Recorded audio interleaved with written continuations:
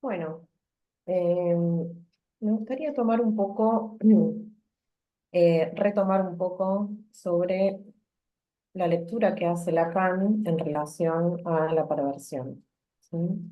Lacan sobre todo lo va a trabajar en el Seminario de la Ética, en el Seminario 7, y lo va a trabajar en su artículo que está en los escritos, que es Kant con Sade, ¿no? Es como una originalidad que tiene Lacan de contraponer, ¿no? Dos puntos, ¿no? tan diferentes, podemos pensar, en relación al filósofo alemán Kant con el Marqués de Sade, ¿no? Así como antes de empezar me gustaría comentar, ¿no? Que el Marqués de Sade es conocido un poco por su obra, ¿no? eh, Era escritor, dramaturgo, que bueno, que fue perseguido, ¿no? En la época en que empezó a publicar sus escritos por los contenidos, ¿no? Contenidos que eran entendidos como eh, perversos, sádicos, ¿no? Y de ahí que se gana este nombre que era Marqués, ¿no? De Sade, y de ahí viene, ¿no? La nomenclatura esta del sadismo. Eh, pero en verdad, ¿no? Hay una distinción que va haciendo Lacan a lo largo de sus desarrollos, en donde va a decir que, digo, hay una diferencia, podemos decir, grande entre la obra, ¿no? Del artista, ¿no? Y el artista. En lo que es la obra del artista, bueno, hay mucho contenido pornográfico, sádico, perverso. em, pero por otro lado, ¿no? Lacan lo que va a ir proponiendo es que en realidad el Marqués de Sade no se trataba de un perverso en el sentido sádico, pero sí un perverso en el sentido masoquista. ¿Sí? Bien. Quería hacer esa aclaración primero. Como decía, es una originalidad, ¿no? Digo, ¿qué tiene que ver en principio, ¿no? La filosofía de Kant, sobre todo en los dos artículos que va a tomar, que es Crítica de la Razón Práctica del año 1788, Crítica de la Razón Pura, ¿no? De 1781, y en contrapartida, ¿no? Del lado de Sade, va a tomar Filosofía del Tocador. ¿Sí? Bueno, em,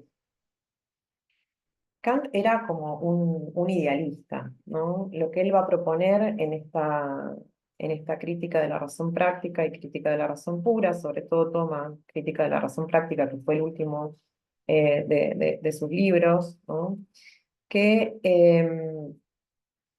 él va a buscar como una máxima universal, ¿no? Una máxima universal. En ese momento, bueno, era contemporáneo los desarrollos de Newton en relación eh, a, a las máximas universales, las leyes de la física.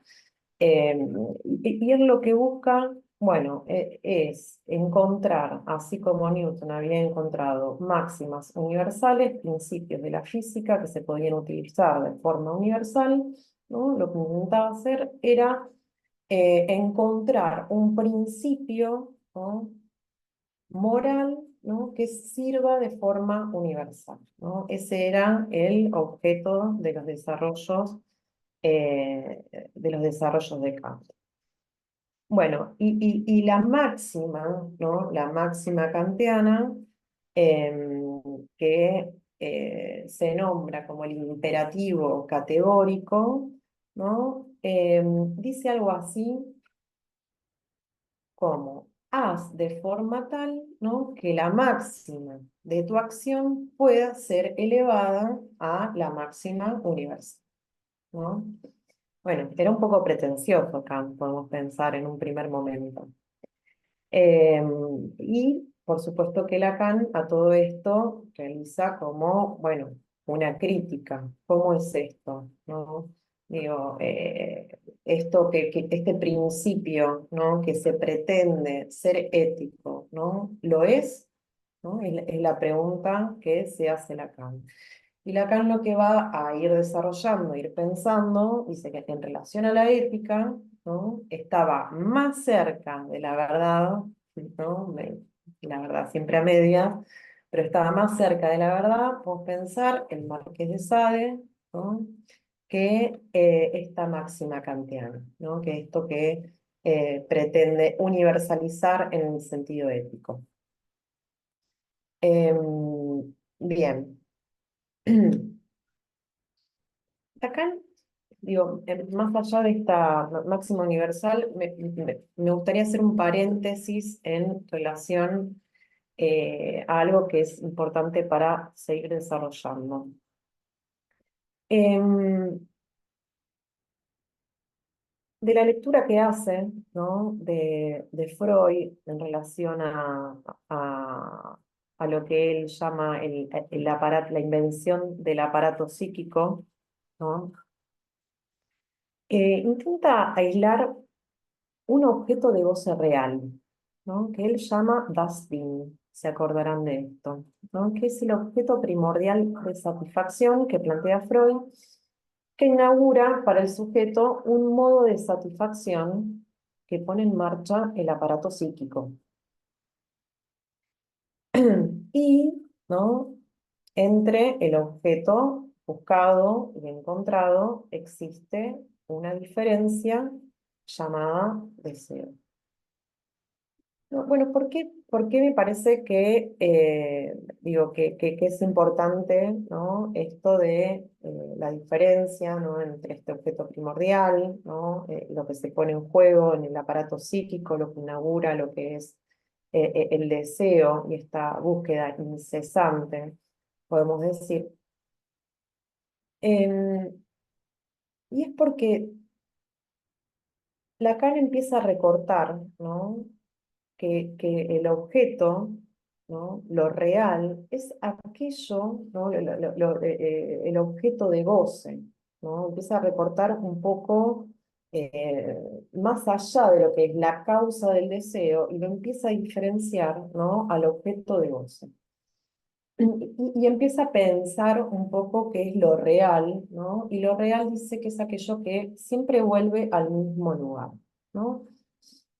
Y esta frase, esta famosa frase de aquello que vuelve siempre al mismo lugar en relación a lo real, ¿no? Lo toma justamente, ¿no? En relación a la función de los astros, ¿no? Pensando en todo esto de la física, de los astros, ¿no? De la ciencia.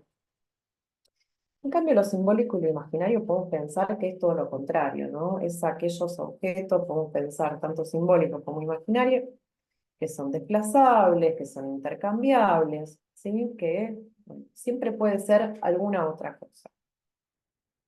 Y hace esta distinción, ¿no? Entre el dadín como un objeto real, ¿no? Y el disache, ¿no? Un poco eh, utilizando, ¿no? Esta diferencia, ¿no? del lenguaje alemán, ¿no? Que tienen dos formas de nombrar la cosa.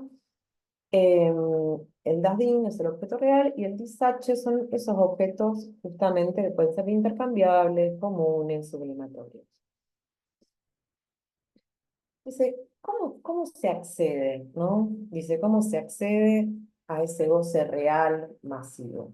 ¿No? Esto me parece también, junto a todo lo que venía desarrollando Alejandro hace un rato, ¿no? Cómo nos hace repensar la estructura de la perversión, ¿no? En relación a todas estas cuestiones que las hemos estudiado desde la neurosis, ¿no? Podemos decir.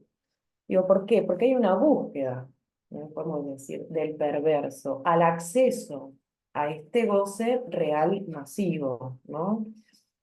Que en el caso de la neurosis nos encontramos con, con una barrera, ¿no? Es inaccesible ese goce real y masivo, ¿no? Y esa barrera, ¿cómo la vamos a llamar? Abstracción, ¿sí? Bien, retomando un poco con lo que estaba planteando Kant con esta máxima universal, que es, haz de forma tal que la máxima de tu acción pueda ser considerada como una máxima universal. Para Lacan, ¿y por qué Lacan dice, Sade está más cerca, ¿no?, de una ética que Kant?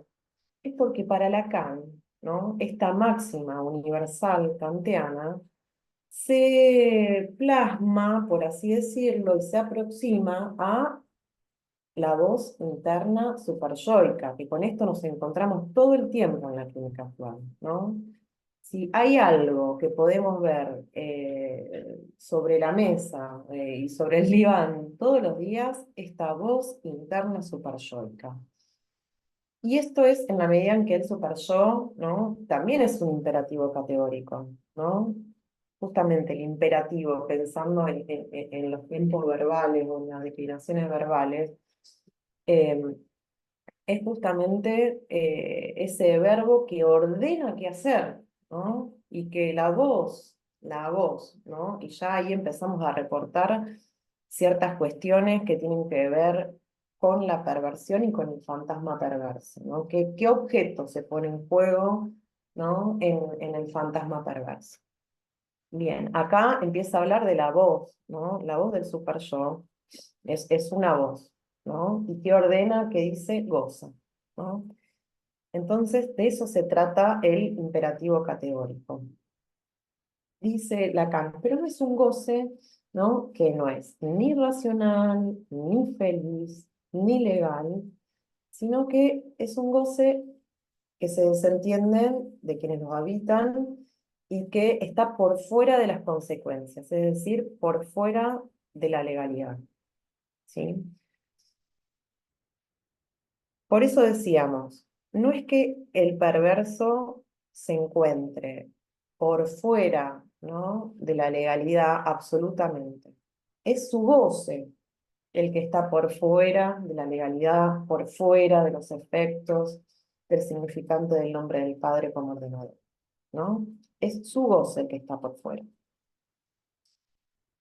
Sí, Bien. sí, un breve comentario. Creo que ahí es interesante lo que decís en torno a lo que es la legalidad, porque si bien el perverso se encuentra dentro de la legalidad, nosotros, el tema es qué posición tomamos nosotros como analistas frente a un sujeto que, aunque esté inmerso en la legalidad y sepa de las consecuencias, que, bueno, ¿cuál es el lugar del analista? Y ahí me parece que tenemos que tomar como referencia, bueno, qué pasa con el goce, ¿no? Digamos, como un poco en relación a una posición ética del psicoanálisis, porque si no, estaríamos haciendo una desviación, ¿no? Y ya deja de ser psicoanálisis. Pasamos Ujú, a incursionar en otro tipo de práctica. Bueno, ujú. eso. Sí, bueno, a ver, volvemos, retornamos también a la misma pregunta con esto que decís, Sale, ¿no? Que es un perverso, de estructura perversa, ¿no? Un neurótipo con rasgos perversos. ¿Se presenta en la clínica? ¿Se presenta a hacer consulta? ¿Por qué se presentaría? ¿No? Digo, ¿viene a hacer algo con ese goce? Porque ese goce no le jode, ¿no? Justamente de lo que viene el neurótico a quejarse es de ese goce que lo invade, que que no se siente representado por eso, que qué hace esto acá, ¿no? En cambio, el perverso, ¿no?, está, por así decirlo, muy amigado con ese goce, porque está fuera de ley, ¿no? No le representa una angustia ese goce, ¿no? Entonces, verdaderamente es una pregunta de ¿qué viene a buscar? Si un perverso está en consulta, un perverso puro está en consulta o llega a consulta, ¿qué viene a buscar? ¿No? Mm, Bien, la dejo ahí para que la piensen.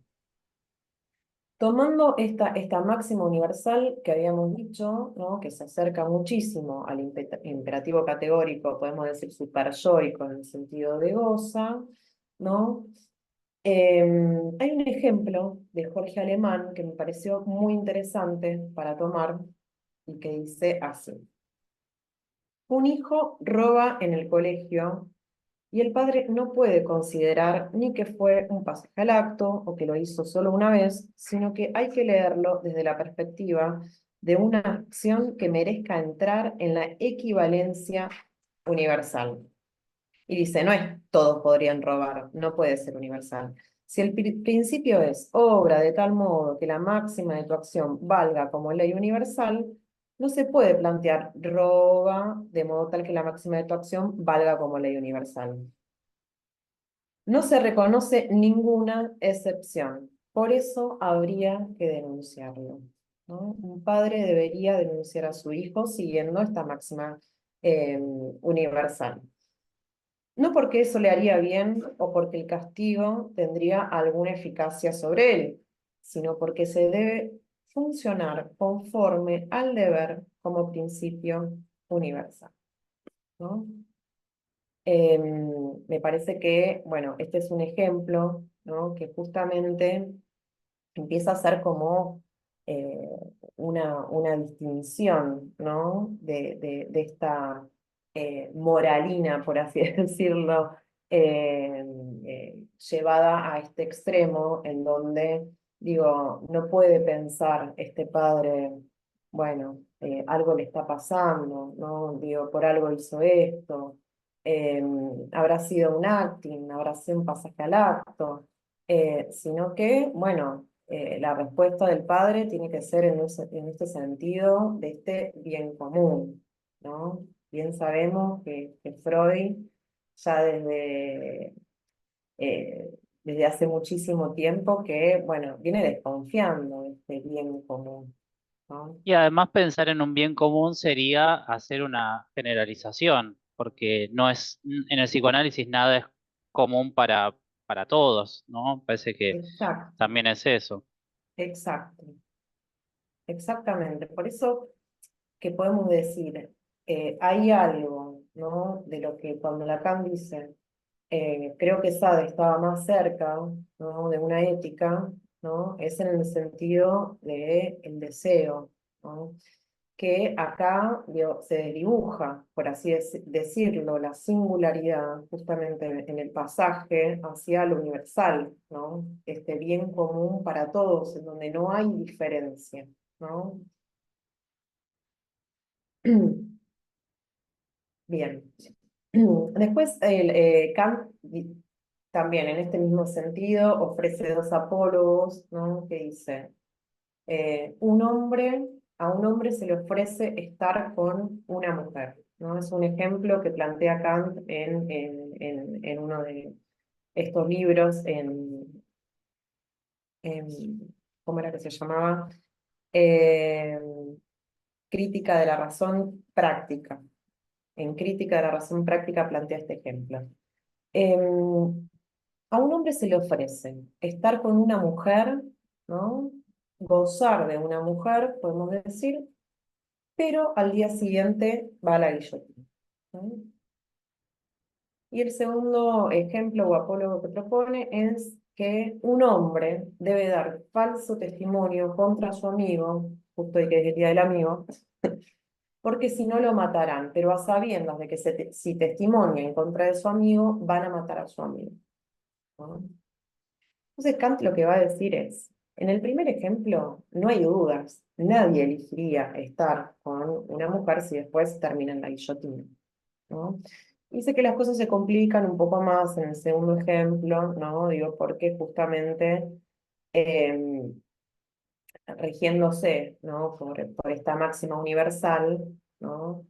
Eh, tendría que no tendría que dar ese falso testimonio, ¿no? Y bueno, y dirigirse indefectiblemente hacia la guillotina. Lo que dice Lacan es que Kant es un poco inocente, ¿no? Y que ignora justamente cuando hace todos estos planteos, buscando estas máximas universales, ¿no? Y ignora el goce en el mal, ¿no? Dice, para un perverso, por ejemplo, ¿no? Uno tiene idea si el goce, ¿no? Que se le puede permitir, ¿no? Que se le puede conceder en el encuentro con esa mujer, así sea cortarla en pedacitos, ¿no? Dice, no sea una posible elección. Y lo mismo pensando en el otro ejemplo. ¿Por qué no podría desear el mal, ¿no? ¿Por qué no podría desear el mal? ¿Por qué no podría desear la muerte de su amigo, ¿no? son cuestiones que no se están poniendo en juego. Hay algo que en esta búsqueda de esta homogeneización de los goces, ¿no? Que no toman en cuenta el deseo, ¿no? Eso es lo que plantea Lacan, ¿no? Que se puede también desear el mal, dice.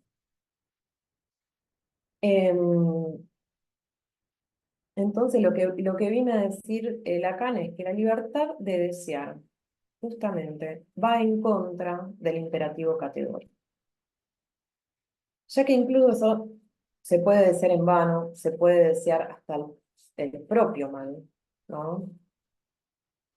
Entonces se desliza así, ¿no? Un poco de la libertad del deseo a la libertad del goce, que justamente excede este principio de placer, ¿sí? Hay algo que Lacan encuentra ahí en el primer capítulo del libro de Kant, que es una frase en latín que es sic volo, sic veo, así lo quiero, así lo veo, ¿no? Es lo que Lacan acá ubica justamente como la voluntad de goce, que se traduciría algo así como sirva como razón mi voluntad, ¿no? Eh, bien, empieza Lacan entonces a establecer que justamente lo que puede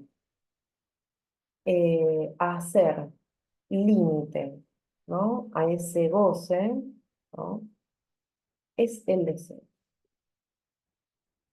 Bien, vamos a avanzar un poco más, ¿no? En relación a esta posición particular del perverso, ¿no? Que es como el perverso, ¿no? Ubicándose, como decía Alejandro, eh, ubicándose como objeto, a lo que apunta, ¿no? Es a la angustia, ¿no? Y en este posicionarse como objeto, un poco lo que intenta es volverse instrumento de goce del otro. El imperativo categórico de Kant ya lo trabajamos, el imperativo categórico de Sade todavía no lo habíamos trabajado, y básicamente sería algo así como, ¿no? Es algo que se reconstruye, es una lectura de Lacan. Tengo derecho a gozar de tu cuerpo, ¿no? Rechazando justamente y sin pensar en el bienestar del otro, la pasión del otro, el deseo del otro, etcétera, ¿no? Entonces, la traducción también que hace Miller en este sentido es obra de tal modo que maximices tu goce, ¿no?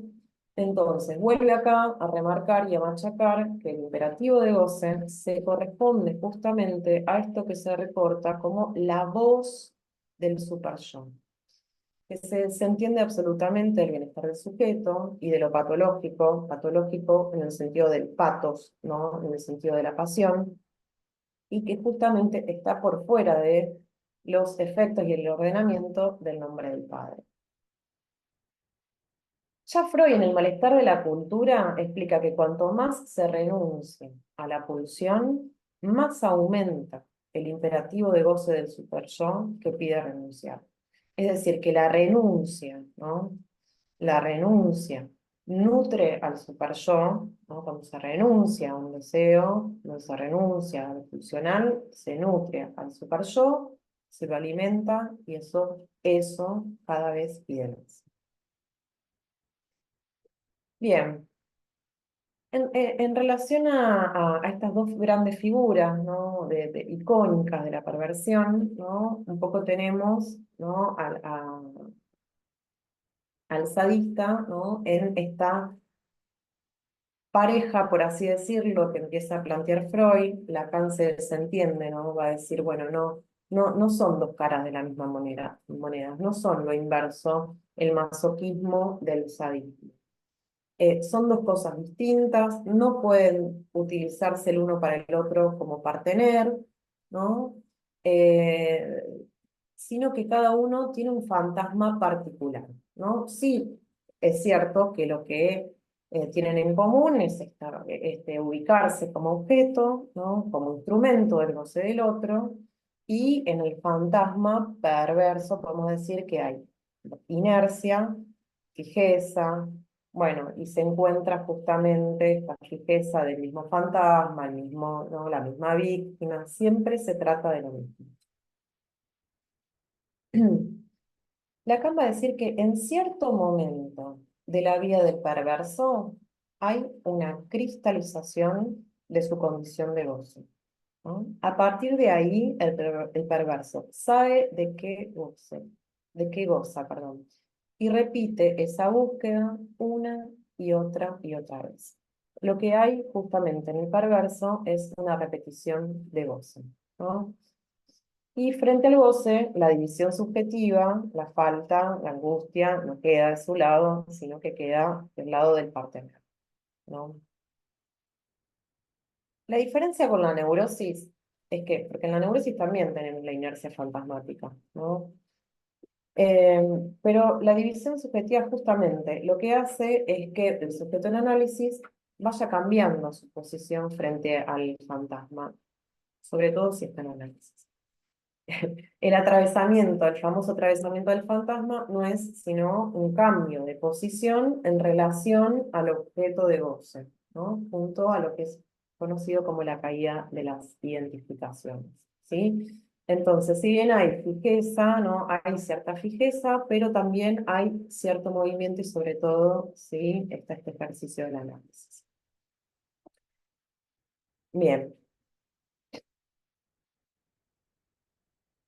Estábamos en el tema de la perversión y de esta pareja planteada por Freud, ¿no? Y esta diferencia que establece Lacan, ¿no? En el sentido de que no es posible justamente que un sádico, ¿no? Tenga como partener a un masoquista justamente porque va a recaer la división sobre el otro, ¿no? Va a recaer la angustia sobre el otro, ¿no? Y que, digamos, que no hay compatibilidad, justamente cuando la posición, sabemos, como estructura común que tienen, es el rechazo, ¿no? A la división subjetiva, es el rechazo a la falta, es el rechazo, es una protección, una medida de protección extrema frente a la angustia. Dice, para Lacan, la identificación del sádico al objeto se hace en una escena. Siempre hay un montaje. El masoquista se identifica con el objeto común y se vuelve objeto para el otro. Aquí la voluntad de goce en el perverso fracasa en el ejercicio mismo del deseo. Lo que se le escapa al masoquista, ¿no? Porque podemos pensar que en el fantasma sádico, ¿no? Pensando en esto de los fantasmas, cómo se ponen en juego. En el fantasma sádico, esta condición, por así decirlo, de angustiar al partener es evidente, ¿no? Está sobre la mesa. En cambio, el masoquista, él cree que lo que busca es el goce del partener. Pero así mismo, ¿no? No es lo que busca, sino que lo que busca también es la división en el otro, su angustia, ¿no? Y lo que ocurre un poco ahí, ¿no? Porque uno puede decir, pero ¿cómo? Si se ofrece como objeto para el otro, ¿desde qué lugar, ¿no? Un masoquista puede llegar a... Y porque justamente, digamos, encarnando ese objeto, ¿no? Encarnando ese objeto, lo que hace es que el partener se encuentre, ¿no? Como un sujeto miserable, con todas sus miserias, con su goce ahí, ¿no? De cara a eso, que no puede ver, ¿no?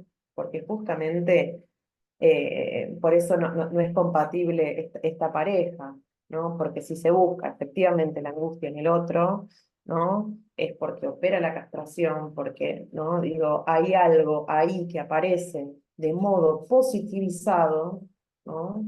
lo que en la neurosis aparece, ¿no? Como decíamos, esos objetos que aparecen, la voz, la mirada, aparecen de modo negativizado, lo que ocurre acá, ¿no? En el encuentro, ¿no? Con un perverso, es justamente que eso se positiviza, ¿no? Entonces, lo que no sabe el masoquista es que está buscando la angustia. Él se cree otra cosa, ¿no? Él se cree que en verdad está buscando ese goce en el otro.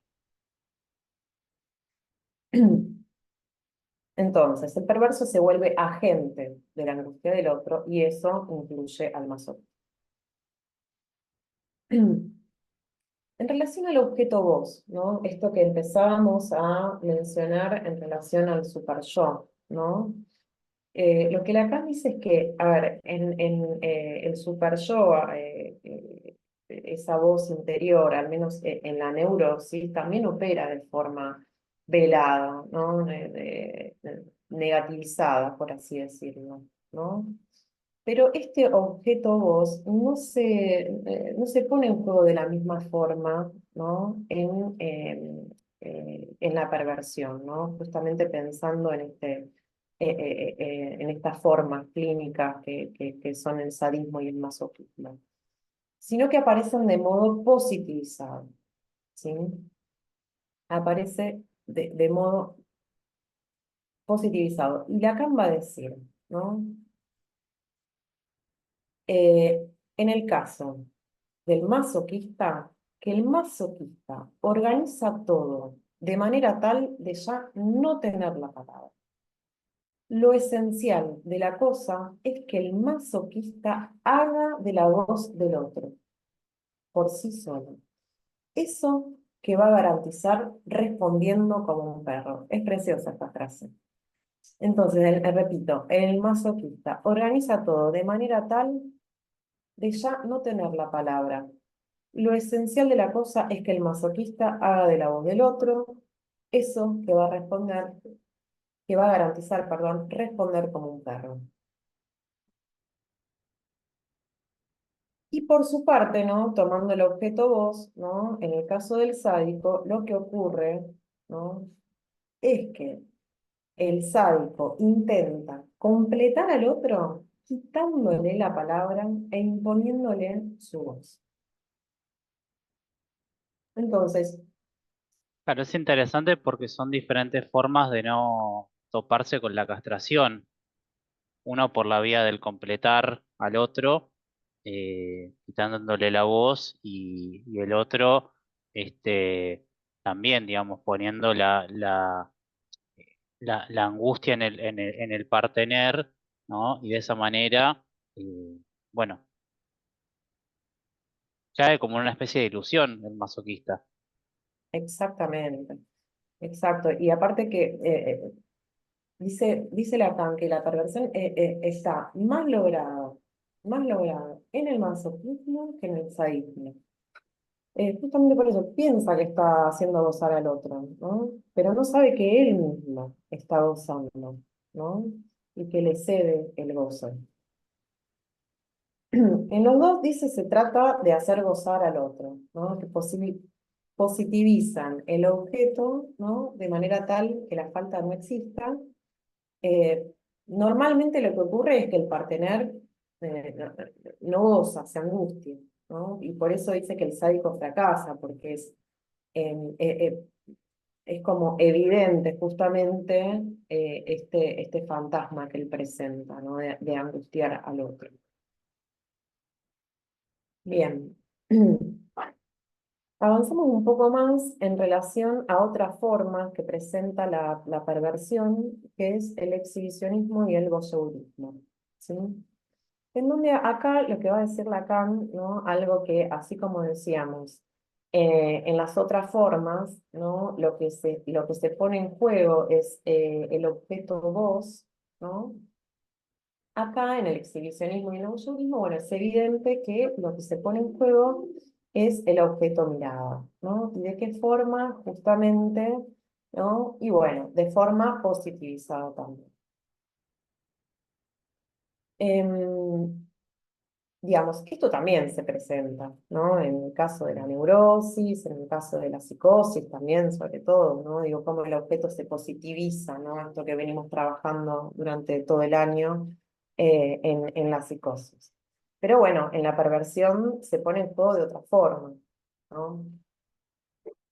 En la neurosis está incluido en el fantasma, ¿no? El objeto mirada, ya que la construcción fantasmática corresponde a un punto de la posición del sujeto en relación al objeto mirado. Por otro lado, en la psicosis, como no está operando, ¿no? La función de separación, el objeto mirada también aparece en más. Y el sujeto experimenta un delirio de observación, por ejemplo, como puede ser en una paranoia. Y en la perversión, va a decir Lacan, donde el voyeurismo y el exhibicionismo, lo que hace esta maniobra del perverso es justamente positivizar en el otro el objeto mirada y producir la división en el partener, ¿no? Produciendo angustia por añadidura. El voyeur lo que hace es encarnar el objeto mirada, produciendo del otro lado el efecto de vergüenza y la división subjetiva. Yo traje un recorte clínico que me parece que muestra bien, ¿no? Esta diferencia, ¿no? Que podemos establecer entre una estructura perversa, por así decirlo, y un rasgo perverso que puede presentar cualquier clase de neurosis. En este caso es una paciente histérica, ¿no? Em, la paciente se muda a una casa nueva. La ventana de su living linda con un pequeño patio de luz y enfrentada a su ventana a poca distancia hay una ventana de un vecino. Ella descubre que el vecino la mira y a ella le gusta. Durante días abre las cortinas y se ofrece como objeto mirada. Conforme transcurran los días, el apetito de su vecino va creciendo, hasta que un día lo encuentra mirándola con su miembro erecto y masturbándose. Esto le genera angustia y miedo. Apaga las luces y cierra la ventana. Bien, este ejemplo lo traje justamente, digamos, cómo podemos pensar, a ver, del lado de la paciente, ¿no? Si tendría, ¿no? Alguna cuestión ahí exhibicionista, ¿no? Es a modo de rasgo, un rasgo perverso podemos entender, en donde ella, bueno, además, bueno, estudiaba actuación, era actriz, bueno, nada, muchas cosas, ¿no? En donde se le ponían en juego el objeto mirada, pero ¿de qué forma? Negativizada, ¿no? Cuando aparece eh, sin cortinas, el vecino, ¿no? Mirándola y turbándose, ahí se le derrumba la escena a ella, ¿no? Aparece la angustia. ¿Esto qué nos garantiza? Nos garantiza que se trata de una neurosis, que no se trata de una perversión, ¿no? ¿Por qué? Porque aparece la angustia y la vergüenza.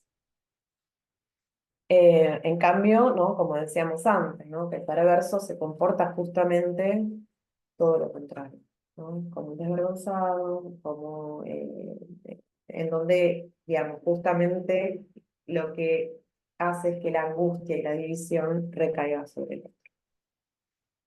Bueno, hasta ahí Bueno, la presentación de hoy. bueno, cualquier consulta nos pueden decir y bueno, seguiremos en contacto. Sí, un abrazo grande a todos, la verdad es que un placer compartir con ustedes, ha sido como un hermoso grupo, Muy buen grupo, sí. ya realmente